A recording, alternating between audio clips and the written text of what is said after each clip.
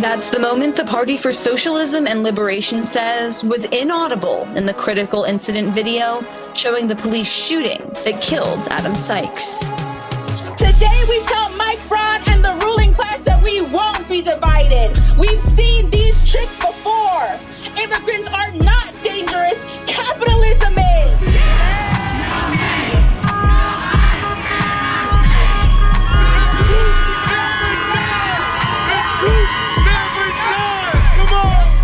Hello and welcome to another episode of Naptown People's Radio, a weekly podcast brought to you by the Indianapolis branch of the Party for Socialism and Liberation.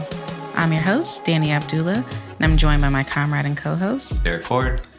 We're here to guide you through the pressing issues facing Indianapolis from the perspective of our people, not our oppressors. And as organizers involved in these issues, we're not just talking about the news, we're making it happen.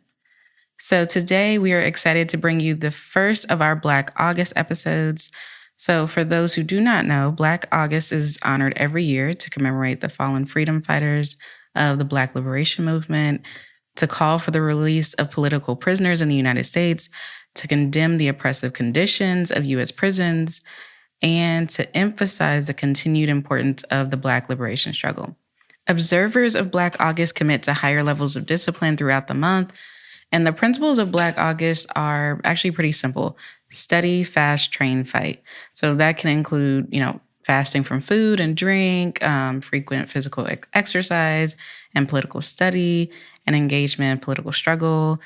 The list can go on and on. We're actually going to have a teach-in later on this month here at the Indy Liberation Center. So if you want to learn more and engage in education, stay tuned for that. Now, with that in mind, for this episode, we sat down with Monsour Owolabi, a new Afrikan political prisoner in Texas. And he is a member of the New African Liberation Collective and a field marshal for Prison Lives Matter in Texas. And unfortunately, at the young age of 20, Monsour was wrongfully convicted of murder and sentenced to life without parole. And in his interview with us, Monsour shares his revolutionary spirit with us and how it has empowered him and other inmates to defy the frequent abuses of prison guards, and how, in retaliation, the prison system has subjected Monsour to more than 10 years in solitary confinement. But this has not stopped him from organizing. So stay tuned for, his amazing story and how we can support Monsour and his freedom campaign. Now, before we hear from Monsour, we're going to hear from Derek in the Naptown Breakdown. What's going on this week in Naptown, Derek? Well, last week we reported on the ongoing barbaric treatment of detainees held at Miami Correctional Facility. And the mainstream media outlets have been attributing the injuries, deaths, and overall suffering to the fact that Braun didn't adequately prepare the prison in many ways, from staffing to supplies and other resources to accommodate the influx of ICE detainees, because he was basically so eager to offer ICE an ICE facility to Trump. And these are indeed factors, but they're all more symptomatic, right? They're just above the surface. So I think we need to be clear that the main underlying factor that's produced this particular widespread and ongoing mistreatment of humans inside of Miami is ICE itself. The organization terrorizes our communities, tries to conquer and divide wherever it can, and it's been supported by every single administration since its inception, Democrat and Republican, so from Bush to Obama to Trump to Biden, back to Bush. So it's really the political establishment in this country that is responsible. But that political establishment isn't a monolith, and we need to pay attention to fractures within it and use those to our advantage. For example, Congressman André Carson has steadfastly opposed Braun's so-called Speedway Slammer, and not really just for political points. On April 14th, he requested an investigation by ICE into the conditions at Miami. Then on July 23rd, ICE responded to his inquiry. They straight up acknowledged that detainees missed 799 prescribed medication doses, which is clearly, one symptom among many. They did not indicate they would do any real investigation. They basically said, we hope this answers your inquiries. And Carson wrote back by reasserting his demand for an end to ICE detention at Miami and for an investigation. He concluded the letter like this, quote, "I have not and will not vote to give ICE a penny more of your taxpayer dollars without meaningful accountability and fundamental reforms. ICE is terrorizing our communities, undermining due process, and violating basic human rights." So that's excellent. Of course, ICE really can't be reformed. It must and it can easily be abolished immediately, overnight. It could be done away with. It's important to understand this, kind of treatment, of course, for our people, whether they have documents or not, wherever they were born, if they're in the U.S., is really par for the course for the criminal injustice system. But here's where we have a good news, a really incredible development to share regarding the ongoing struggle of Vernon T. Bateman, who was falsely accused and convicted of rape in 1998, given 2 30-year sentences to be served concurrently. He was finally released on parole in 2023, but under conditions that are not only unconstitutional and capricious, but really prevent him from being free. And you can see all the evidence of his innocence at freevernon.org. You can also sign the petition. That evidence includes the alleged victim, Angela Truitt, recanting 3 times, one in a letter to Bernard Carter stating, "I'm happy to, meet with you." Mm-hmm. She was never taken up on that. Another includes a notarized letter from her brother, Chris Veal, talking about Angela's past. And then, there's more evidence there. But the reason I bring up her brother is because recently on the Dr. Jessica B show, Vernon appeared alongside Chris Veal, the brother of the alleged victim, to come forward once again. And actually, Angela Truitt is ready to come forward publicly and state what really happened, which is that in 1998, the Gary police, in particular Detective Mary Banks, threatened her and coerced her into pointing the finger at Bateman, who she said she had never seen before. And so Chris heard about this back in 2007 when he was in somewhere in Ohio at the time. He came back to Indianapolis to meet with her and learned that Banks threatened to take away Angela Truitt's child unless she pointed Vernon out of a lineup. So again, she had never seen him before. And then Chris, we didn't know this, but then Chris actually went with Bateman's attorneys at the time to, the legal office to write a notarized letter. And it was notarized there. Somehow that letter got lost. One we have is a notarized letter from Ohio, but it says essentially the same thing. I can imagine that being put in that situation would mess somebody up, in many, many ways. And so one of the ways that manifested was in bipolar schizophrenia and in the alleged victim going on to kind of make the same claims she was told to make years before in Gary, at least once more that we know of, possibly twice more. So, that's not to, slander her or anything like that, because as Vernon says too, she's the victim in all this. But just seeing them on, we encourage people to go. We have a clip of it on our website and at freevernon.org, but to watch the whole thing on YouTube, because it's really quite touching and moving. And, Dr. B is just like, "So why are you here?" And he just says, "Well, for support, and we want the community to know that Vern been free, been innocent, Yeah. So that's really great. And as soon as Angela Truitt, they really have no choice but to fully and immediately exonerate him because there's no DNA evidence. There's nothing else to tie him to the crime. And we also learned that it was in retaliation because Detective Banks thought that Vernon was involved in the murder of her son or her nephew. I can't remember which one. So, and the other piece is, again, related to the criminal injustice system, which, again, we're talking about because it dominates so many of our lives, like our, day-to-day. But this has to do with the Dallas Jet family. So Dallas Jet we were told, on, I think, July 22nd, was killed by 3 officers who were returning gunfire. So in other words, they made it seem like he shot at the police officers, and then the 3 police officers, or, some of them shot back and killed Dallas. And we met, we were lucky enough to meet with Reverend Scruggs, who's been working with the family. And on Friday, we helped to organize a press conference and a vigil at Hovey Street Church. Shout out to Pastor Janelle Howard for letting us use the space and just replying like immediately, yes, of course. And so by that point, so originally they said that they wouldn't let the family see the body cam footage until the last police officer, there were two cops had to go to the hospital, Ashkenazi. So of course, the IMPD said that you can't see it until they're released from the hospital so that we can get our story straight and make up, figure out the best possible way to present this.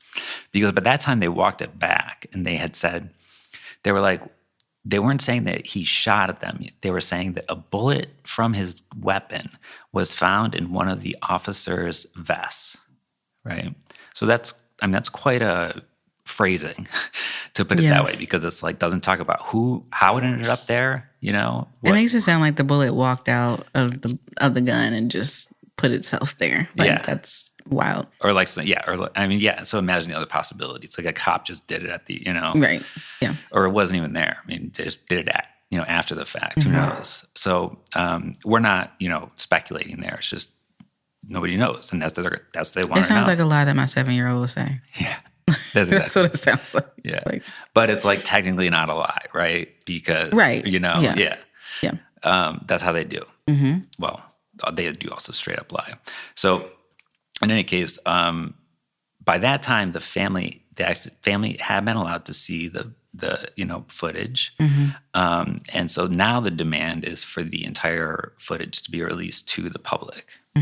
Because that's what transparency and accountability actually looks like. It's worth noting that the night this happened, the IMPD chief was like, tonight, our officers were so brave, and it's not okay to shoot at one of our officers, not today, not in the future, not ever.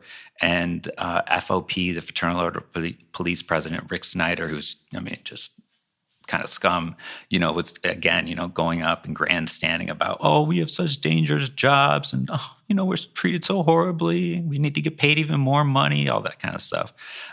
So that is obviously not true either, because one of your officers literally shot the other officer. Right. So if anything, like, we should give you less money. We should why is it that schools are closed? Because their performance is poor, but we don't close police stations when their performance is just absolutely horrendous. Like you got under 50%, homicide solve rate, under 30% in the precinct. Like, why don't you just shut it down according to that same logic, Yeah.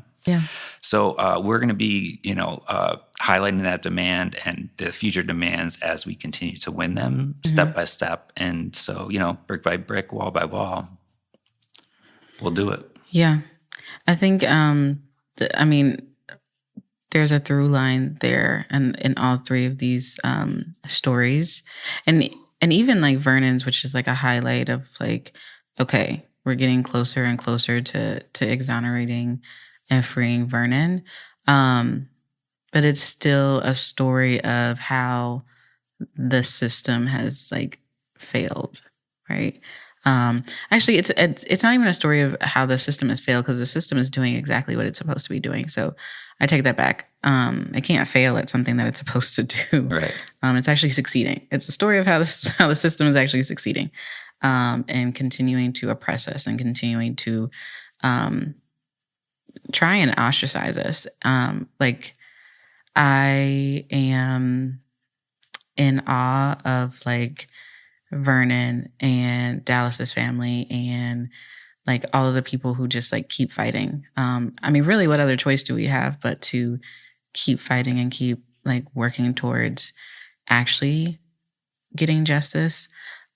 But I am amazed at people who still don't see how this is like all related to one another and how this is a corrupt system, because like these are not like one-off incidences, right? No. The fact that like we as like just like regular everyday people are able to like see these and like see how they're all connected to one another, it's very obvious that, like, again, this is what the system was made to do, was to oppress us and like hold us down. Because what do you mean you were going to take away somebody's child if they didn't lie and accuse a child? Because Vernon was a child at the time, 18. Yeah. But like, that's still that's a baby. Well, somebody who would go on to spend the majority of his life so far incarcerated. Yeah. And like, most of that in solitary. Yeah. And then was abused multiple times over while he was incarcerated. And so became a victim of multiple different acts of terrorism, really. And so like I'm just flabbergasted and amazed at like the way that the system continues to oppress us, but I'm also amazed at the way that the people continue to like fight back and rise up and come together, and continue to push back and showcase like our resilience and how the system can't keep us down. And shout out to, like you already said it, but shout out to Pastor Howard for not even like hesitating or thinking about like, yeah, of course y'all can have it here. That's kind of like a no-brainer. I love that. Yeah. And although these stories are sad and can be disheartening, I think like hearing how we're coming together and we're working together and we're going to continue to work together and find justice and also and like that story of Dallas in particular, of like the way that story has continued to like the cops have just changed their narrative. I'm like, y'all are losing it. Like y'all are losing it. But that's because of the pressure from the people. Exactly. Because like the people of Indianapolis, even like mainstream media is like, what is going on here? And not just with Dallas, but like through this year in particular has been like, what is IMPD doing? And they keep lying and they keep pointing out the lies. And like the people are waking up and the people are like calling them out. And so it's beautiful to see. I love to see it. Yeah. I mean, I would say, to go back to your original sort of phrasing of it, that the system is broken, but we're the ones who are breaking it. Yeah. Yeah. Because if you think back to earlier this year, with a case that's still ongoing, unfortunately, but with Jamar and Lamonte Thomas, where, the cops said, and the news repeated this verbatim, right?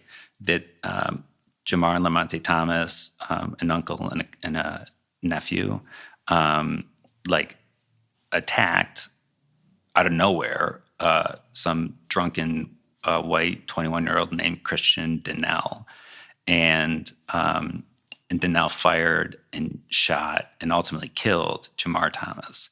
And then when they got to the scene, they arrested Lamonte and Jamar, and they let the white guy go free. They didn't even say his name. And then, as it turns out, we had a press conference here, and luckily all the media who had repeated the IMPD's lies came, and they said, look, and we pieced together the like 6-page police report in which nobody actually says that there was any attempted burglary, which is what Lamonte is charged with. Right. In fact, one person is asked, do you think they wanted to beat him up or take his wallet? And she just replies, yes. In other words, that's an either-or question. So there's actually nobody says that. And then also they, because before all this happened, Donnell, the young white guy, was hanging out with some people he had just met and was brandishing his weapon at an unnamed black man in an alley who, I don't know, the police just didn't care to like look into and find. And so they saw that and they were like, what? There's a drunken person with a weapon, wandering around downtown 2 a.m. Let's protect our community. And that's just what they did. And so luckily, at least then, then that was covered in the papers and on the media, like all the media covered that. And I think that since then, that hopefully, regardless of whether or not it did, but I do think that contributed to, the incident, where is it, Riverside Park? Yeah. Riverside Park, where Sergeant Frazier, accused an 18-year-old, I think, Dalen. black man of, pulling a gun on her, and now he's suing, the cops for literally fabricating evidence. So, we hope he wins that. So, I think, the system is broken, but we're breaking it. Yeah, absolutely. Absolutely. And we're going to continue to do that. Sorry. Absolutely. Okay. All right. Well, I think that's it for the Naptown Breakdown. We will be right back after a short break with Monsour.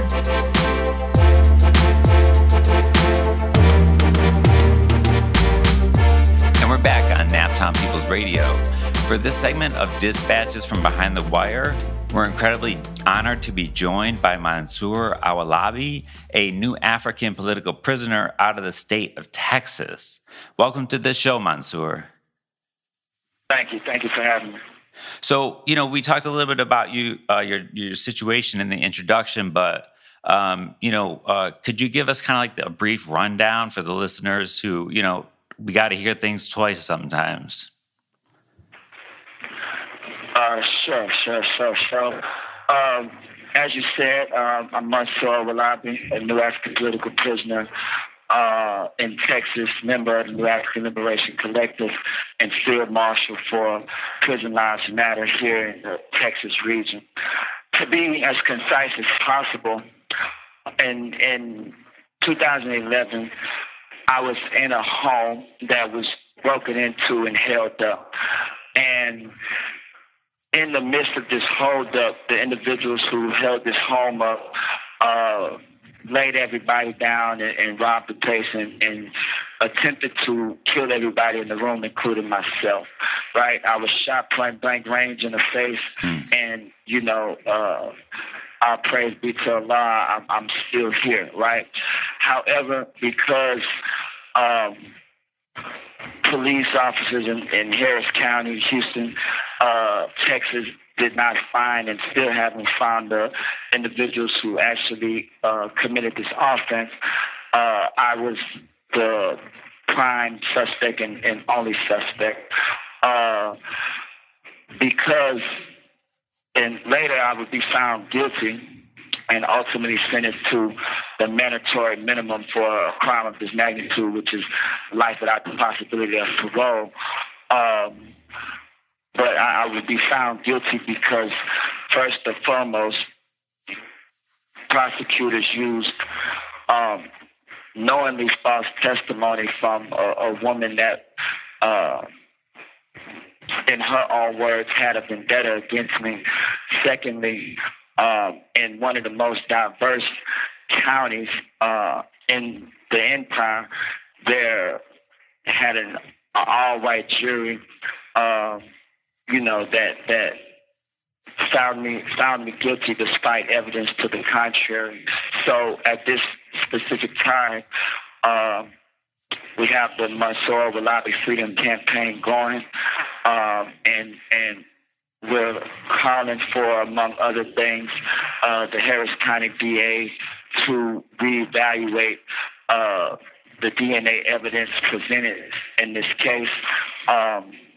The audience at Naptown Radio may not be familiar, but Harris County's forensic DNA lab that was in operation at the time, 2011 through 2013, when I was fighting my case initially, they were shut down because of so many instances of tampering with forensic evidence and contamination of said evidence. And on top of that, forensic science has evolved since that time, and previous forensic and DNA science of that era has been scientifically debunked, right? So for all these reasons and others, we are asking the Harris County DA to allow us to reevaluate the DNA evidence presented in this case, and we're seeking post-conviction release in the matter of the state of Texas versus Monsour Owolabi. Now, all that being said, as I said, I was sentenced to life without parole, and by 2013, or when I was convicted in the summer of that same year, I found myself in solitary confinement in the Texas Department of Criminal Justice. And the facility I was on, the All Red Unit, as it's called, was and is very infamous for, targeted so-called racial attacks on new African people and other so-called minorities, be they ethnic or religious minorities, right? So coming into that environment was a culture shock, coming from a big city like Houston, right? And coming from a upbringing of street tribal warfare and things like that. I entered in a new environment where everything was overtly centered on national oppression, or also known as racism. Right. So this was a blessing and a curse because it allowed me to, for the first time, organize and unite with brothers of my own nationality, right? And unite in a constructive way, to be more specific, constructive and positive way. So I met a man who everyone knew as Mandy, short for Mandinka, right? Who was a founder of a internal organization called the Mandingo Warriors, right? The Mandingo Warriors were established in the 70s and 80s in a Texas prison at a time when new African men were a minority in the prison, and as such faced a lot of racial hostility from inmates and guards alike. So they formed this organization that was a formation that could politically educate new African men as well as physically defend them, right? So this man was the founder of this organization, and all these years later, he found himself in indefinite solitary confinement, where he acted as a mentor to me and other young men coming into the system. Through him and a lot of others that had already established a sort of scholastic tradition, a tradition of martial arts training, the tradition of physical fitness, a tradition of political education, I entered into that tradition where I would learn about the New African Independence Movement and ultimately claim my citizenship as a citizen of the Republic of New Africa. Taking it a step further, I continue to study and struggle with the environment around me, and becoming a leader in my own right on the inside, organizing around prison conditions and things like long-term solitary confinement, as the United Nations and other right-thinking people consider this psychological torture. So using that as a platform to politically educate and engage my peers, we begin to organize hunger strikes, kind of in the mode of the comrades in California and elsewhere that did that in the early 2010s. And through that, I and others begin to have a certain level of influence within the institutions around the state, which would ultimately, put me in touch with other politically active comrades around the empire, right? Namely Kwame Bean Shakur and others, right? That are involved now in Prison Lives Matter and other formations, right? So to be concise as possible, that's basically, my story of how I came to prison and how I got politicized. Thank you. There's a lot of, unfortunately, it's your story. There's a lot of uniqueness in there, but, there's also a lot of, common themes that we hear, right?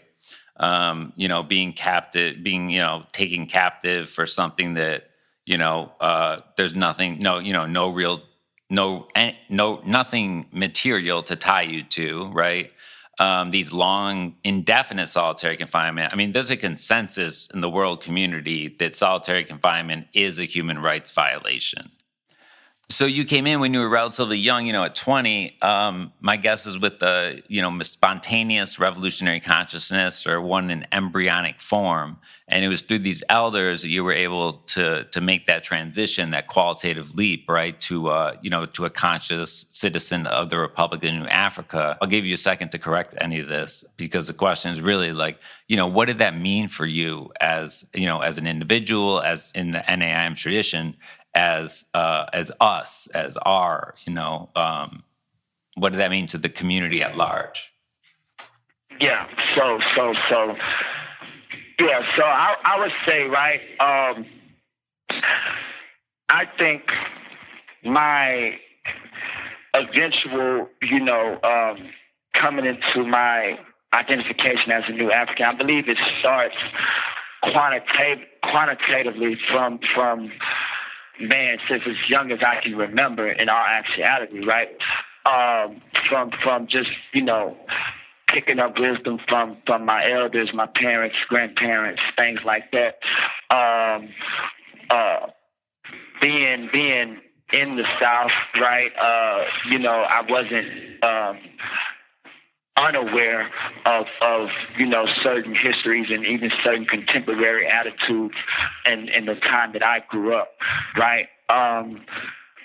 As you said, though, it's more when I came to prison and it's, you remove the distractions and everything is so direct that the qualitative leap in political consciousness and, more importantly, engagement took place.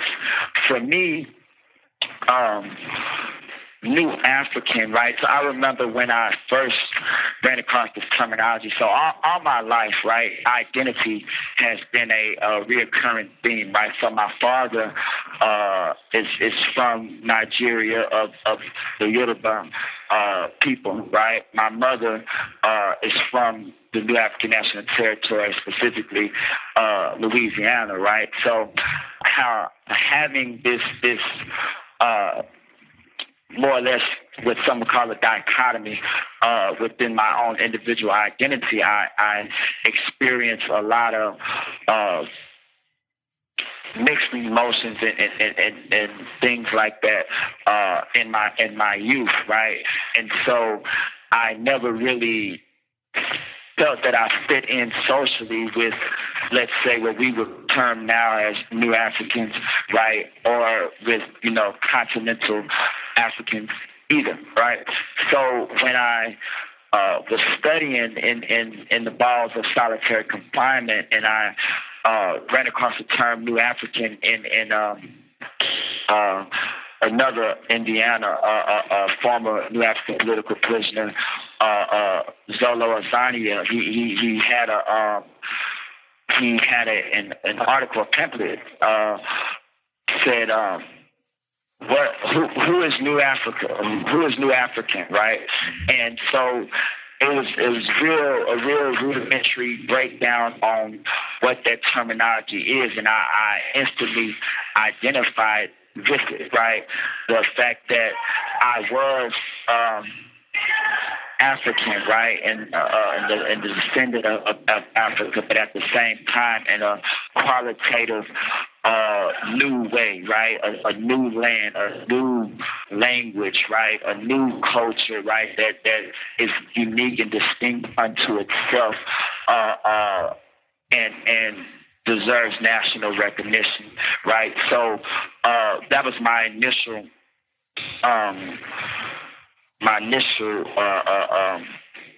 relationship to the terminology and identity of New Africa, even prior to really putting New African political science behind it, right? Then as I put the political science behind it, it became, quite frankly, through strenuous study of,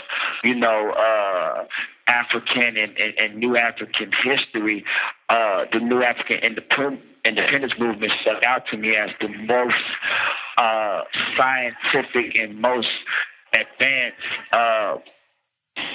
political vision for New African people in occupied Turtle Island, right? So I begin to identify with it not only as a identity, a cultural thing, right, but more importantly, a actual realistic political vision where New African people can assert their national self-determination, our claim to land in the national territory, and so that became my and is my relation to it, right?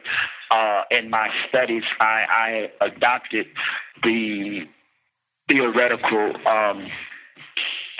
leanings of scientific socialism, right, and adapted that with the New African revolutionary nationalist tendency, right, similar to James Jacques Sells, as he calls himself, and I refer to myself as a New African communist, right? So that is more or less my relation to those things, right? And I would also like to add that,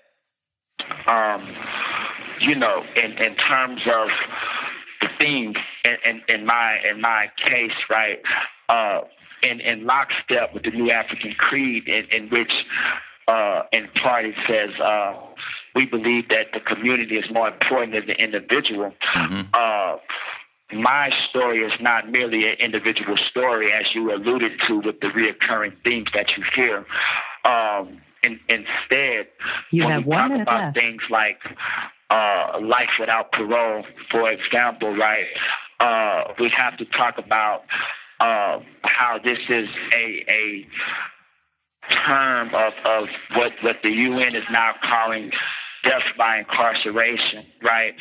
Human rights violation, that as they call it, right? A violation of the United Nations Mandela rules, right?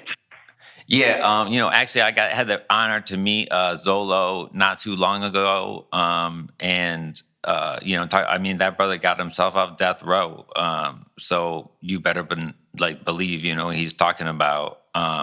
Although I haven't read that text by him, so I'm gonna have to get my hands on that. And I think also, there's tremendous, the distinction between the race and the nation is so crucial. I was schooled up in the Black Belt tradition, the Black Belt thesis. Obviously, the territorial, configuration has changed, and as Shaka says, it'll only come about through struggle, But we've always maintained that New African people have the right to. They're an oppressed nation within this United States, which is an empire of oppressed nations. A prison house of oppressed nations, and that includes independence, autonomy, all the way up to the right to secession, because as we always say, if you don't have the right to secede, that's not really equality, if you have a marriage, but the woman can't get divorced, that's not equality, right? Not that that's a desire, but, that's the basis for true equality, and so, the one thing, though, and as Monsour and I were talking earlier, obviously, I want to talk to Monsour for, days, right? And this is just off this conversation and reading some of his writings. He writes for Scallywag, other publications, which we will link to in the show notes. But one of the unique and important elements that Monsour contributes to the struggle is the cultural realm, because as we know, we're in a battle of ideas, a battle for hearts and minds right now.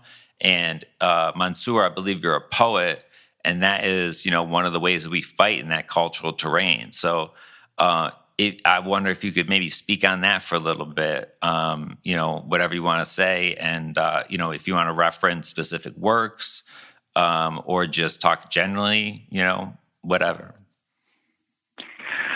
Yeah. So,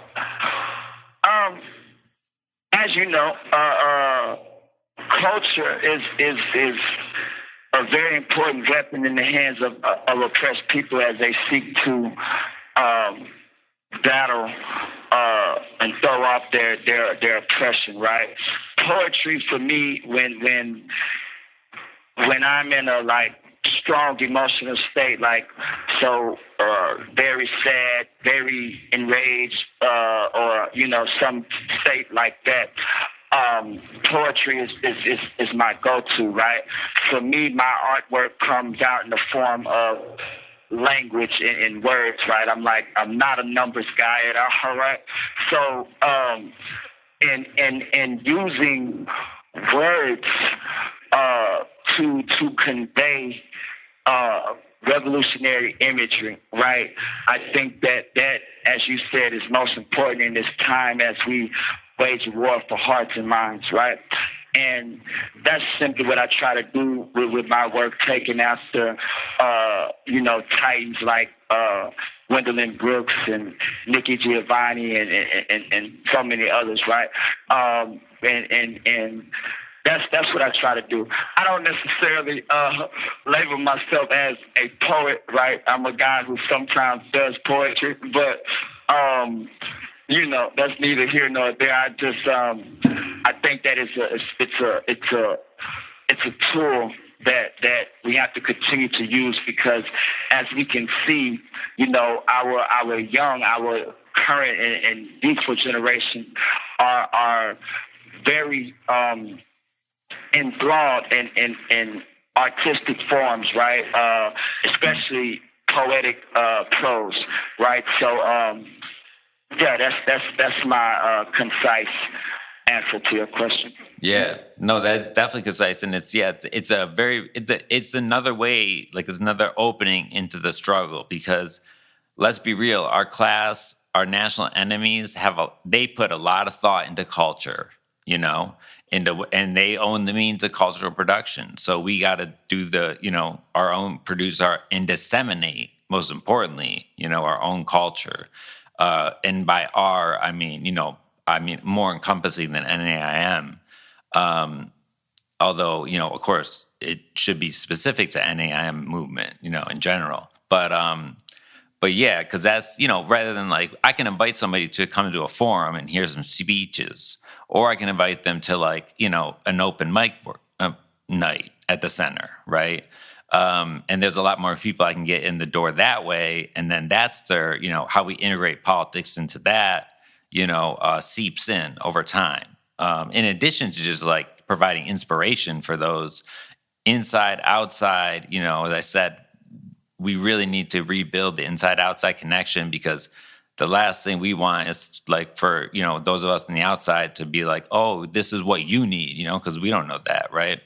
And so I want to value your time. I want to thank you for taking the time of what I hope will be a series of interviews to introduce yourself and your struggle. Is there the Monsour Freedom Campaign? And you're down there in Texas with Chinachli, is that right? Yeah. All right. Yeah. So our listeners will be hearing about him soon too. And we just had Beans on the show a couple episodes ago. So we'll definitely want to be plugging you into the struggle here, because it's got to be, this is a big country, a massive country, and we gotta forge these links inside, outside, but also state to state, county to county, to take this empire down. Yeah, most definitely. I look forward to coming back and talking with you and your audience again, and sharing a little bit of some of the things we're doing to facilitate the inside-outside organizing here in Texas, generally in the Houston area specifically, right? So we'll talk more soon. All right, beautiful. Thank you again, Revolutionary Salute, and that's definitely, you already picked the next topic of the next interview. So thank you, comrade. For sure. Salute to you as well. Thanks again for the opportunity. Absolutely, no, it's honors all ours, and stay strong and love and free the land.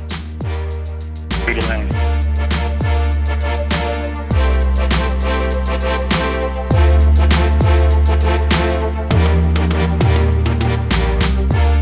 So, Dani stated at the introduction, this is Black August, and so we have a month full of programming, Black August programming here at the Indianapolis Liberation Center.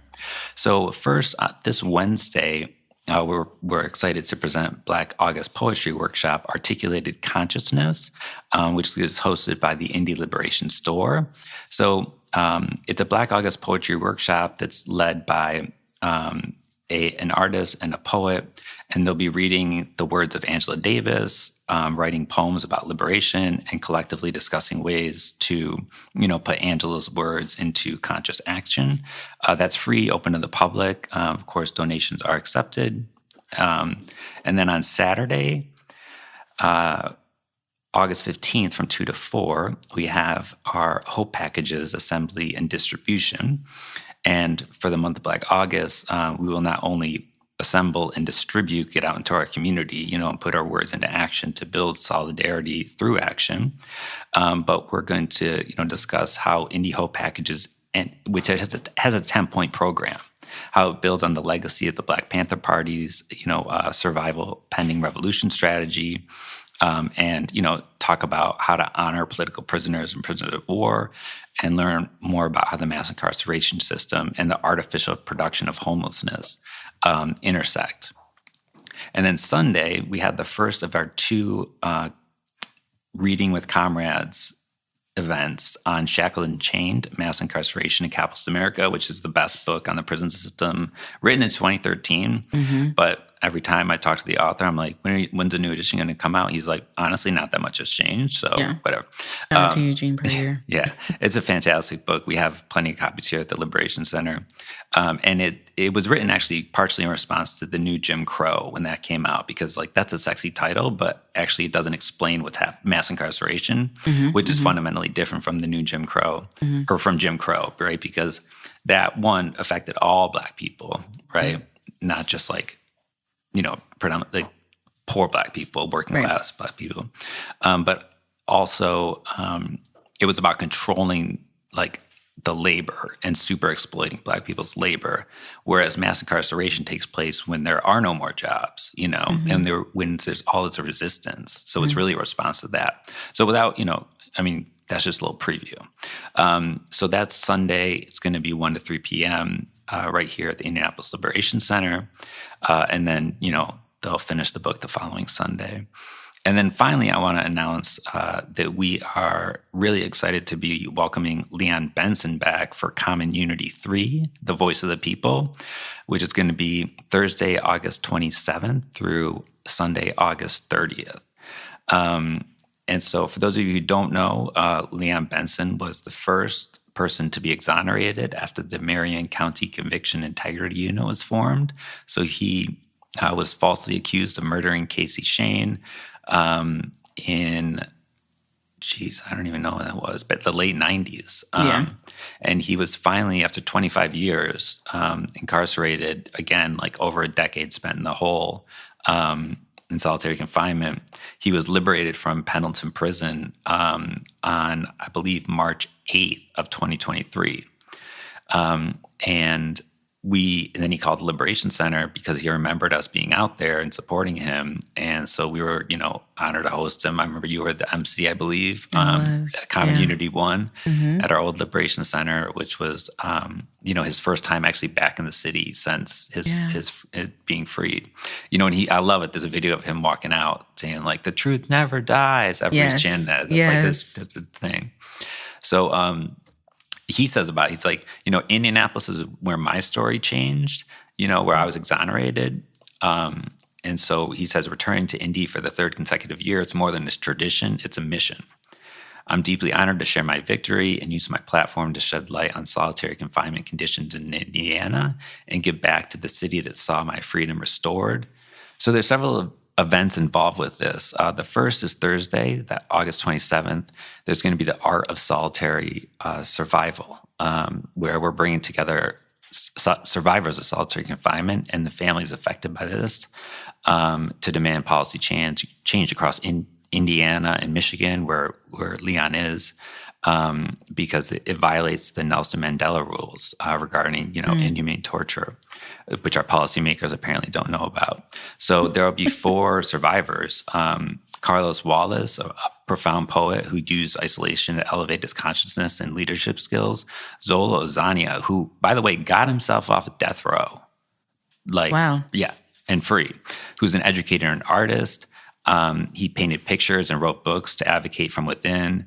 Vernon T. Bateman, of course, who we know, and then Leon, who spent 10 consecutive years and 12 total out of 25 years in solitary confinement. And then Friday, the next day, August 28th, is the Letters of Gratitude event. It's a book launch and sort of party that actually where the people, so, as freedom was on the horizon, most of the letters that are assembled in this book were written, but one of them was written in solitary confinement to the family of Casey Shane. By that time they reached out to him. They knew that the cops set him up. But I remember just thinking like, gosh, man, the solitary confinement, he's writing a letter of gratitude. But he's like, hey, I'm here. I can still talk to my parents, you can't talk to, and that's tragic. So it shows you what kind of a person he is. But so it'd be a book launch, but also like a party, as I said, and he'll be actually we'll have several of the people who the letters were addressed to here, so you can present them with the gifts and give them the proper respect. And also our comrade Stephen Lane, who wrote a great review of the book in an academic journal called Post-Digital Science and Education, will be here to talking about it as well. And then Saturday is Vernon's art show Elevate, which will be at the Regent's Towers, and that I believe is from 2 to 7. And then on Sunday, August 30th, the venue is to be announced, but there's the Common Unity Voice of the People concert, where L. Bentley 448, his hip hop name, will be performing, including his I can't believe it's unreleased track, but The Voice of the People, which is one of my favorite jams. I would say I love that song. It's so catchy. He started like doing it at the first one, and I was like singing it right back to him. But so we hope to see you at any and all these events, especially all of them. So each is like $20, and then there'll probably be a package ticket, so it's not much money at all, and all money goes to directly advocate for prison reforms in Indiana and Michigan. So we're looking forward to that, and that does it for another week of Naptown People's Radio. If you learned something, if you liked what you heard, if you enjoyed the conversation, benefited from Monsour's story or, the Naptown Breakdown, our discussion, please like this, share this, leave a comment, and most importantly, share it to somebody who you think will be open to it. And then second, most importantly, show us some love at support.naptownpeoplesradio.com, because we do this for free, but it is not free to do. The road ahead is long, but we walk it together. So study with your comrades, build with your people, and always remember, action without theory is chaos, but theory without action is paralysis.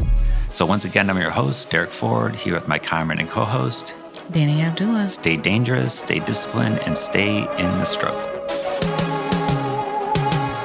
We say all power to the people. That means that we are our own liberators.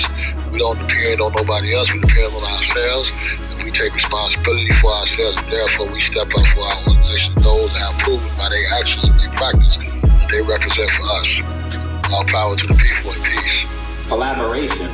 We act as if there's a scarcity of rights. If gay people get rights, women can't have rights. But that's not true. A victory for one is a victory for all. As Dani is saying, And you talk about people being fearless. in the face of whoever there is. They don't care. To the Liberation Center, I would say, this is what we need.